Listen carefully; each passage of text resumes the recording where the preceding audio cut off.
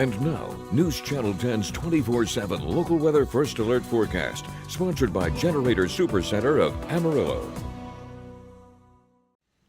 Well, good Tuesday morning, everyone. Checking in with a look at clear skies here as you start out, of course, your Tuesday morning. I'm meteorologist Sheldon Brashears taking a look at a cold start to the day, as right now it's 22 degrees here just before the 5 o'clock hour this morning. You'll see right there 19 down in Tulia, but just widespread 20s around the region. The clear skies, relatively light winds, does make for some nice cold temperatures, but even with those light winds, we are still seeing a little bit of wind chill. So, of course, getting those kiddos ready for school, heading out to work, you're going to be seeing those wind chills down around the 10s and teens out there, if not getting close to the single digits at times as we get to our coldest point of the day. But here's the thing, those winds, you'll notice, they're out of the southwest. They're not out of the north anymore. And as we know, with generally southwesterly winds, that comes warmer weather. So we're not going to be staying as cold for as long today. Let's take a look at our wind tracker here first, because we're going to start to notice those winds picking up down in eastern New Mexico first. But for most of the region, we're going to be getting those wind speeds right there, 15 to 25 miles an hour as we go on into the quote-unquote heat of the afternoon. You'll see those winds stay pretty stout there,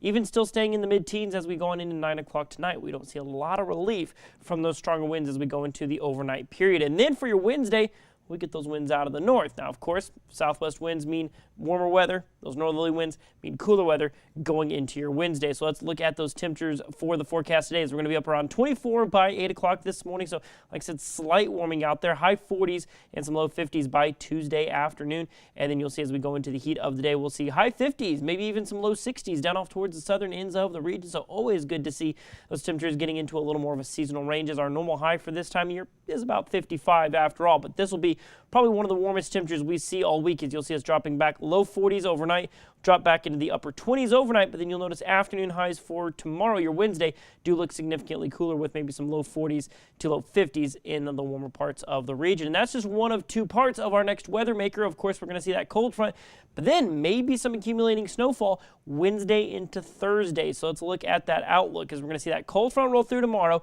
That's going to drop those highs back into the 40s, lows back down in the 20s, maybe teens in the cooler parts of the region.